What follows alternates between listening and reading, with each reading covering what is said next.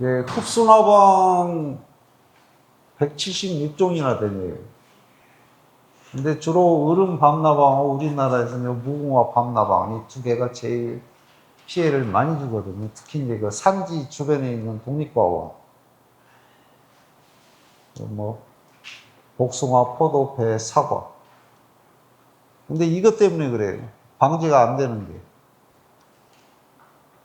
밤에만 와서 피해를 주니까요. 뭐 그물망. 근데 이거 유화등 설치를 해도 흡수나방 같은 거는 잘 포획이 안 됩니다, 사실. 우리 지금 그 유살등 많이 설치하잖아요. 근데 그걸 쭉 나중에 털어보면 실제 사과에 피해를 주는 나방류는 많이 안 들어와요. 거기가 피해 없는 나방들이 많이 들어오고. 근데 여기 보시는 것처럼 요 유화등 설치를 하면은 방제 효과는 상당히 낮아요.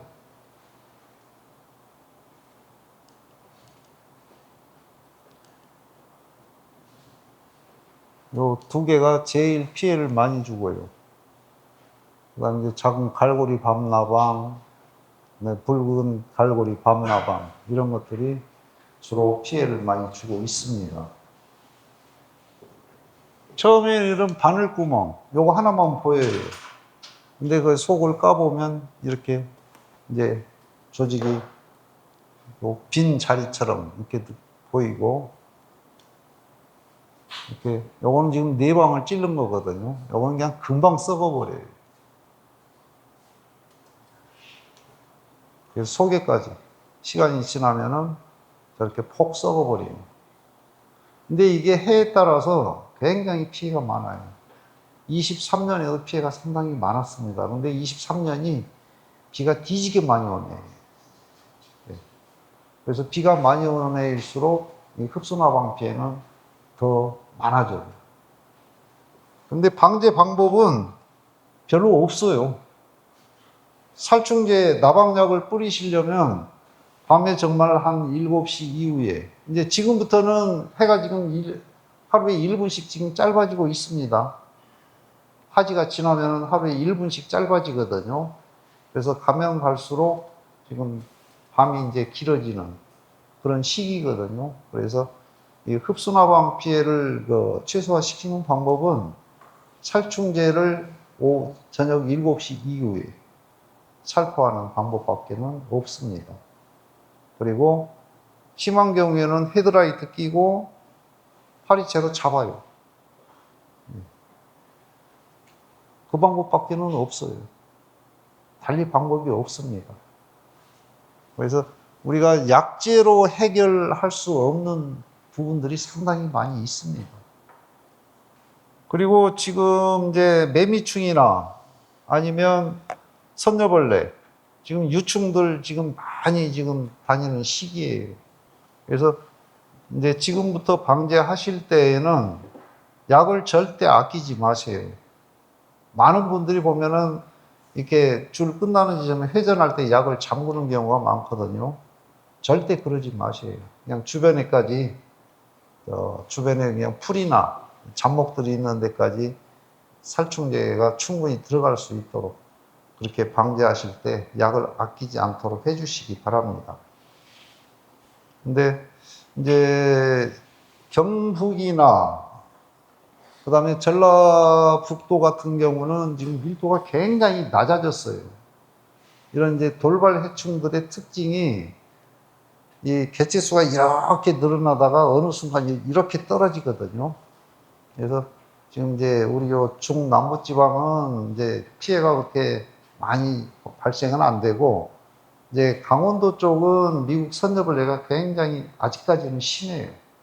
그래서 피해가 상당히 많습니다. 그런데 돌발 해충들은 일정 시점이 지나면 거짓말처럼 밀도가 확 줄어들어요.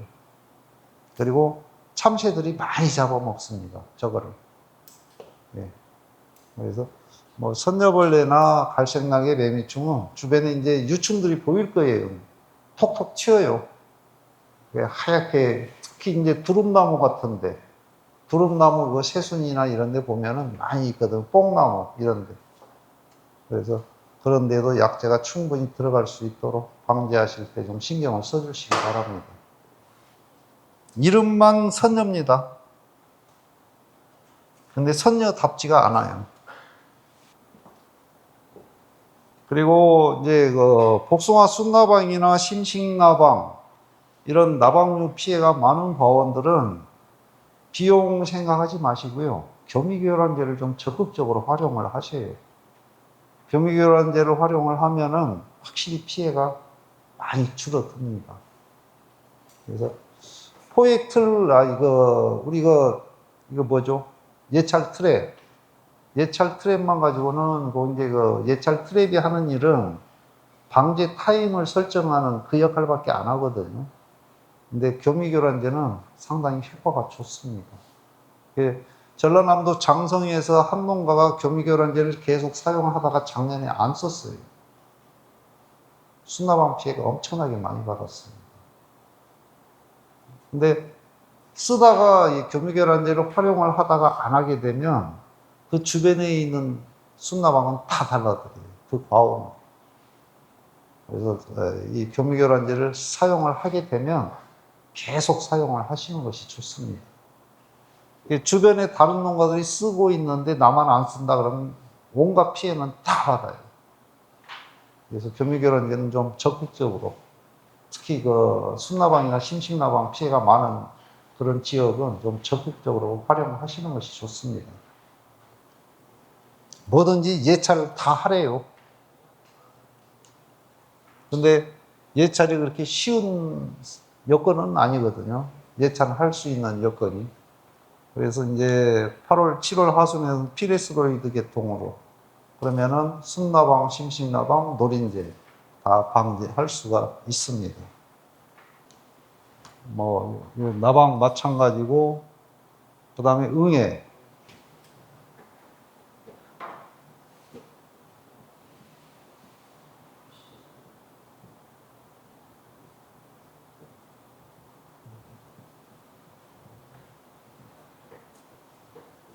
응애는 언제까지 마지막 약재 쓰는 게 좋을까요?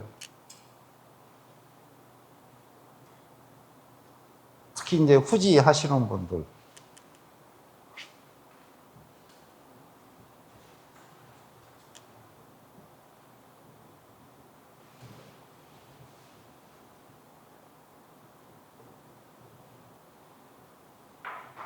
9월 말에 방제를 안 하면은요, 막판 피해를 굉장히 심하게 받습니다. 그래서 9월 하순에 응애가 없더라도 한 번은 방제를 해 주시는 게 좋아요. 왜 그러냐면,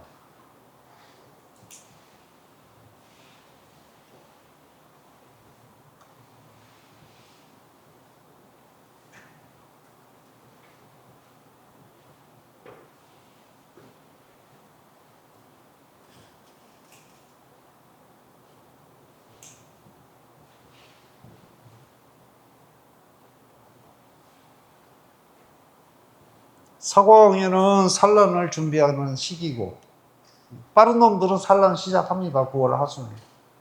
그리고 전박이응애는 월동형 교미를 해가지고 채색이 변하기 시작해요.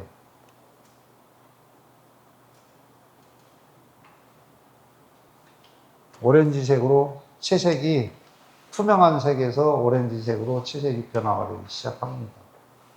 그래서 응애는 특히 올해 같은 이렇게 고온현상이 지속되는 해는 반드시 9월 하순 아니면 10월 상순 그때 반드시 방제를 해야 내년 농사를 짓는 데 조금 편해져요. 그리고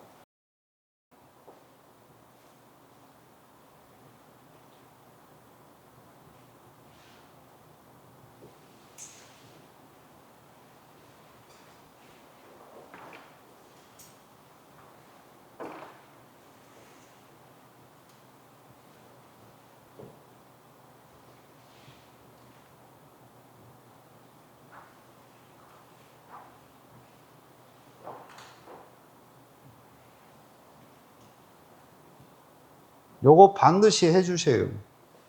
후지 수확이 끝나고 감사비료 주실 때 기계유제 6리터 거기에다가 베프란이나 아테미 2병 그러면은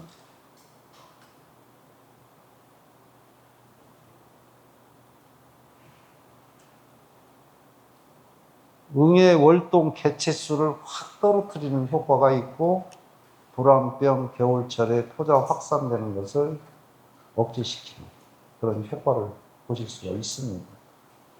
그래서 특히 장수 지금 불안병 상당히 많이 확산되고 있습니다. 전국이 다 똑같아요. 그래서 요거는 반드시 해 주실 필요가 있어요. 감사비료는 안 주더라도 저거는 반드시 해 주시는 것이 좋아요.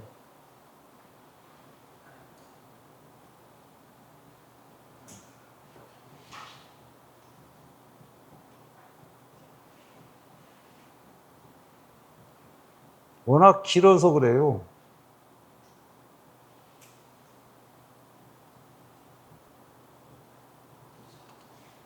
수개월에서 3년까지 잠복해 있다가 발병이 되거든요.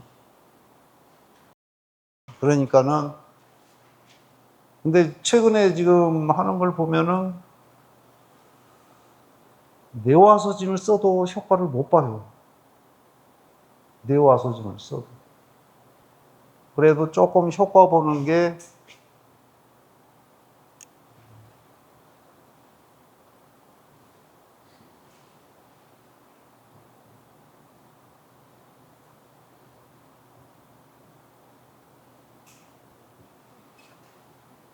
지금 몇 분들은 요 프렌트 케어라고 하는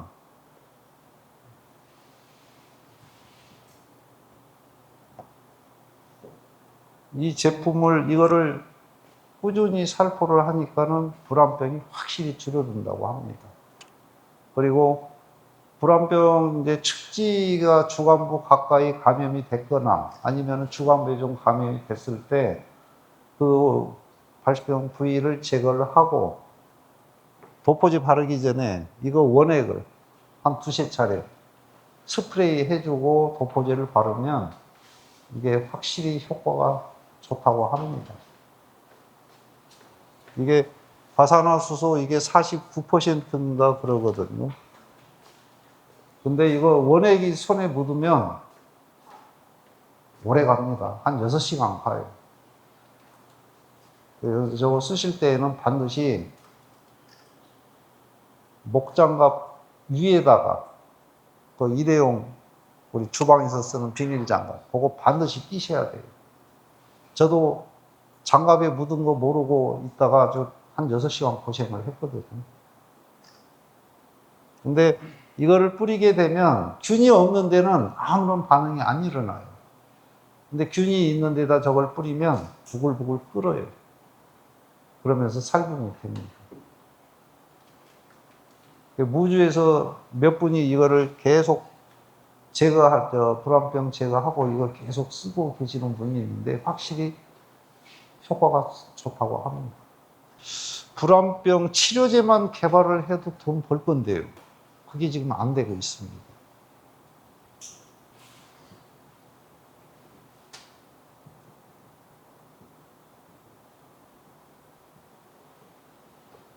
이제 생육기 중에 조금 예찰을 잘못하거나 방제를 좀 소홀히 하면은 응의 밀도가 높아져서 이제 피해 증상이 발생이 되거든요. 그러면은 이런 경우에는 약 한 번 살포해가지고는 안 되죠.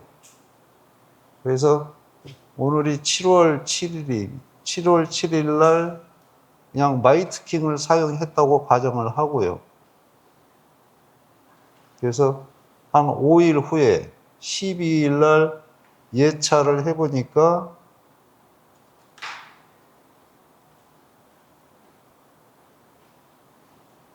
상당수 살아있어요. 그럼 이제 약제를 선택할 때 이때 조금 신경을 많이 쓰실 필요가 있습니다. 그래서 밀도가 높을 때는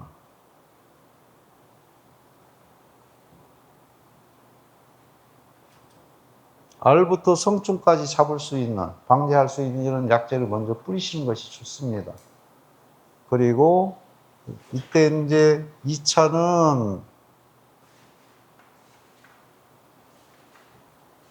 알까지 잡는 약은 사실 필요가 없어요. 2차 하실 때에는. 근데 조금 더 확실하게 방제를 하시려면 예찰에서 좀 많이 보이면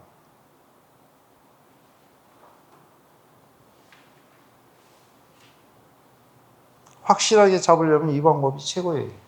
같은 약재를 2번 뿌려주는 거예요.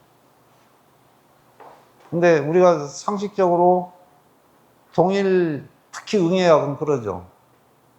동일 계통이나 동일 약재를 연속 사용하지 말라고. 그런데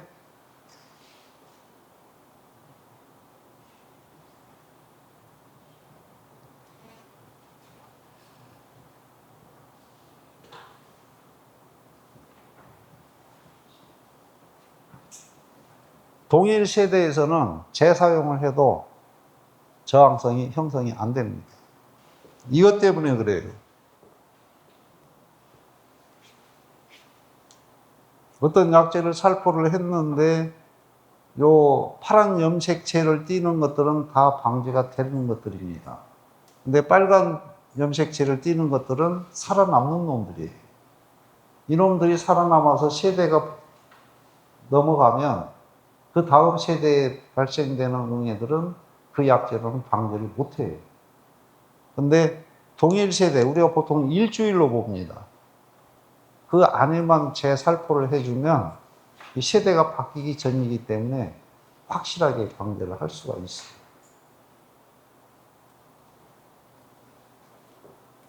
그래서 요 붉은 염색체를 띠는 애들은 그 다음 세대까지 저항성이 유지가 돼요. 그래서 최근에 쇼크, 파워샷, 노블레스 이런 약재들 25개통 이게 약재가 안 들어요, 사실.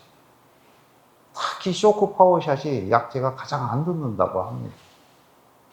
근데 이제 처음 과원 시작한 지 얼마 안 돼서 이런 약재들을 많이 안 쓴 과원들은 효과는 괜찮아요.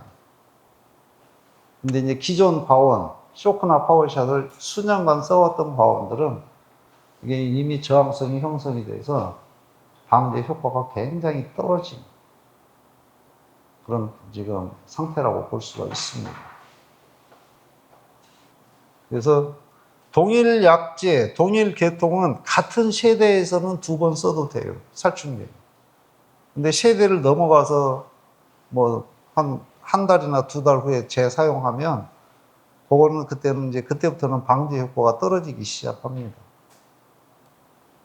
이제 8월 하순에는 니코티노이드계가 가장 효과가 좋다고 합니다. 오신이나 비카드 이런 제품들.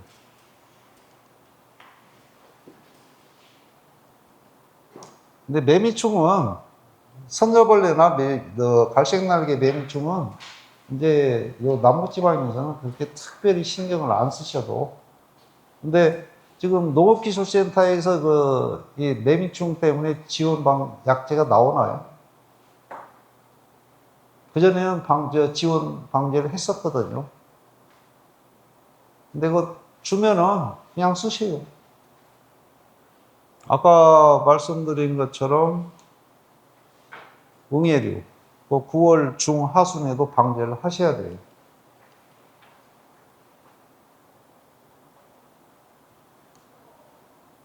사과응, 순나방, 노린재.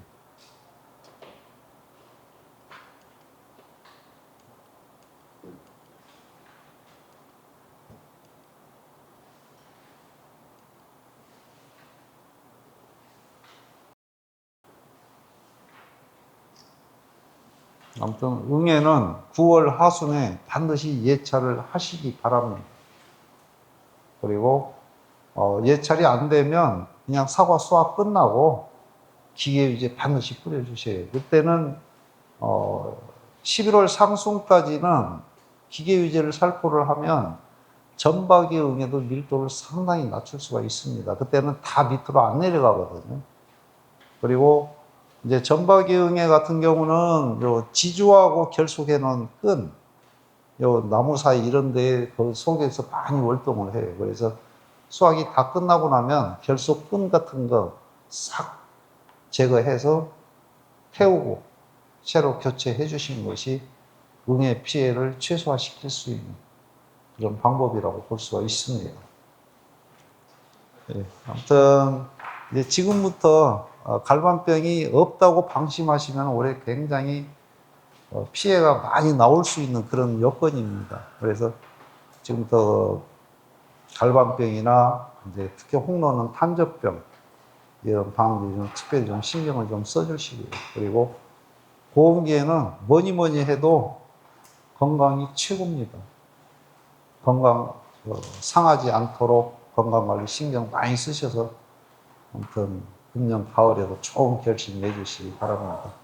네, 저는 다음 시간에 현장에서 뵙도록 하겠습니다. 고생 많으셨습니다.